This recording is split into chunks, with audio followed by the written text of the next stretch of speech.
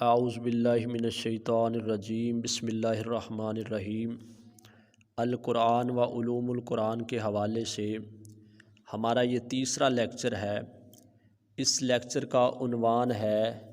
جمع و تدوین قرآن بعہد صدیقی، یعنی حضرت ابوبکر صدیق رضی اللہ عنہ کے دور خلافت کے اندر قرآن پاک کی تدوین کس طرح کی گئی۔ تو پچھلے لیکچر کے اندر ہم نے پڑھا تھا کہ عہد رسالت کے اندر پورے کا پورا قرآن لکھا تو جا چکا تھا، لیکن یہ ایک کتابی شکل میں نہیں تھا بلکہ منتشر تھا۔ 12 ہجری کے اندر حضرت ابوبکر کے دور خلافت میں جب مسیلمہ کذاب کے خلاف حضرت خالد بن ولید کی قیادت میں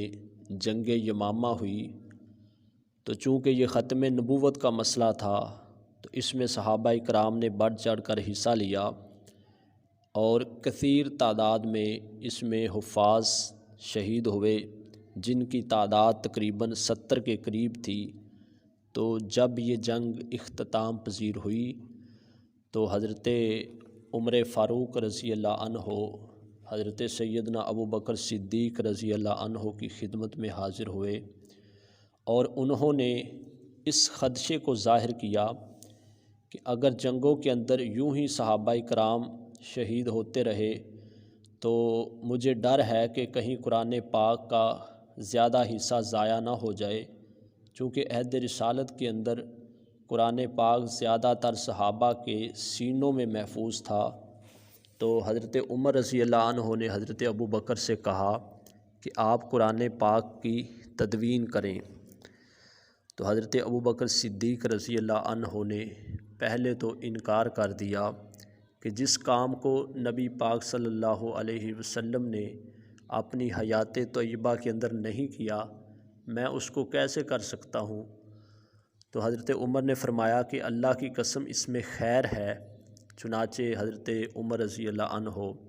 حضرت ابوبکر سے بار بار کہتے رہے، یہاں تک کہ اس کام کے لیے اللہ تعالیٰ نے حضرت ابوبکر صدیق رضی اللہ عنہ کا سینہ کھول دیا۔ تو حضرت ابوبکر صدیق نے حضرت زید بن ثابت رضی اللہ عنہ کو اس کام پر مامور کیا۔ حضرت زید بن ثابت بیان کرتے ہیں کہ جب حضرت ابوبکر صدیق نے مجھے طلب کیا تو ان کے پاس حضرت عمر فاروق بھی بیٹھے ہوئے تھے۔ تو حضرت ابوبکر مجھ سے کہنے لگے کہ آپ قرآن پاک کو ایک کتابی شکل میں مدون کریں۔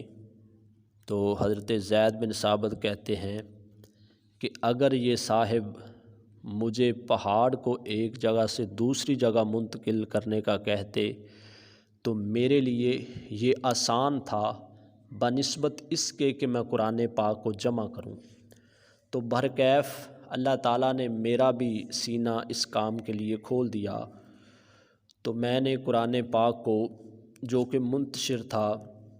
درختوں کے پتوں پر، اونٹ کے شانے کی ہڈیوں پر، مختلف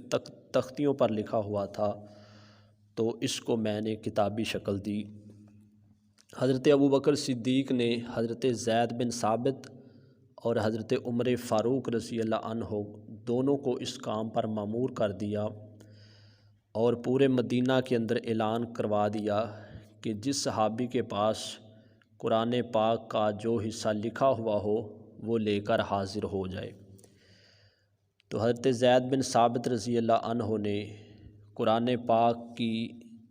جمع اور تدوین کے لیے جو شرائط رکھی تھی، ان میں سب سے پہلی شرط تو یہ تھی کہ جو بھی صحابی قرآن پاک کا کچھ حصہ لے کر آتا، تو چونکہ حضرت زید بن ثابت خود حافظ قرآن تھے اور کاتب وحی بھی رہ چکے تھے، تو سب سے پہلے اس کی توثیق اپنے حافظے سے کرتے تھے۔ دوسرے نمبر پر وہ ان آیات یا اس صورت پر 2 گواہ طلب کرتے کہ واقعہ ہی یہ صورت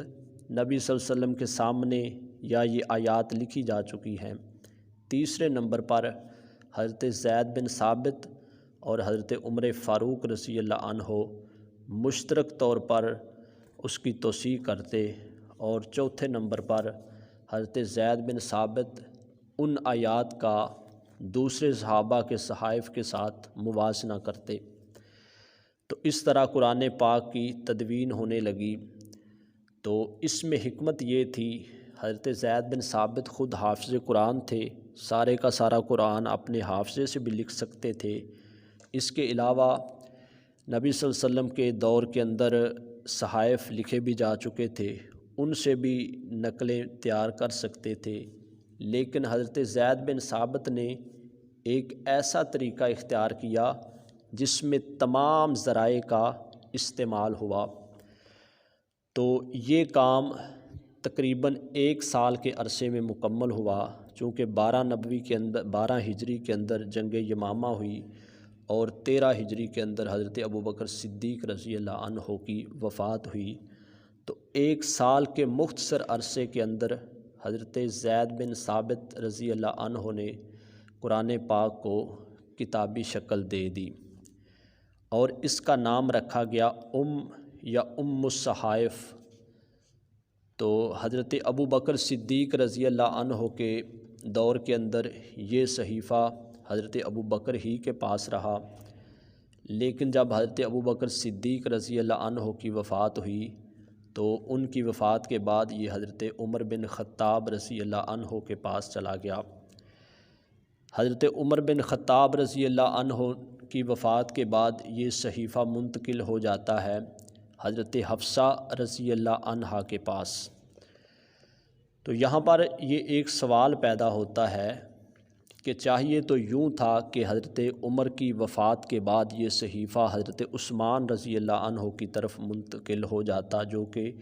مسلمانوں کے تیسرے خلیفہ راشد ہیں۔ تو اس سوال کا جواب یہ ہے کہ ایک تو حضرت سیدنا عمر فاروق رضی اللہ عنہ نے وصیت کی تھی کہ میری وفات کے بعد یہ صحیفہ حضرت حفصہ کے پاس رکھ دیا جائے، اور دوسری وجہ یہ تھی چونکہ حضرت حفصہ رضی اللہ عنہا ایک تو ام المؤمنین تھیں اور دوسرے نمبر پر قرآن مجید کی حافظہ تھی، اور تیسری وجہ یہ تھی کہ چونکہ حضرت عمر رضی اللہ عنہ نے اپنے جانشین کا جو معاملہ ہے یہ مجلس شورا کے سپرد کر دیا تھا، تو اس لیے بھی یہ بات ضروری نہیں تھی کہ حضرت عثمان کی طرف یہ صحیفہ منتقل کر دیا جاتا۔ تو اس طرح حضرت حفصہ رضی اللہ عنہ سے مروان بن حکم نے اس صحیفے کو طلب کیا، لیکن حضرت حفصہ رضی اللہ عنہا نے یہ دینے سے انکار کر دیا، اور حضرت حفصہ رضی اللہ عنہا کی وفات کے بعد مروان بن حکم نے اس صحیفے کو اس نیت سے نظر آتش کر دیا، چونکہ عہد عثمانی کے اندر جو قرآن پاک کو جمع کیا گیا تھا تو اس پر امت کا اتفاق ہو چکا تھا کہ یہ بالکل قرآن پاک